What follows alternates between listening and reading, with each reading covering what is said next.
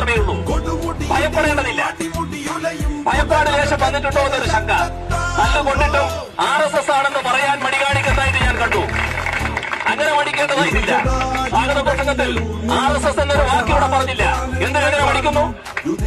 RSSകാര് വന്നാണല്ലോ തല്ലിയത്. RSSനെ RSS തന്നെ പറയണ്ടേ? BJPക്കാരുടെ തലതൊട്ടപ്പൻ അമിത്ഷാ കേരളത്തിൽ വന്ന് ഒരു പ്രഖ്യാപനം. സർക്കാരിനെ വലിച്ചൊക്കെ താഴേക്ക് കളിയുന്നത്. അതിനൊന്നുള്ള ശേഷി ആ തടിക്കുണ്ടെന്ന് തോന്നുന്നില്ല.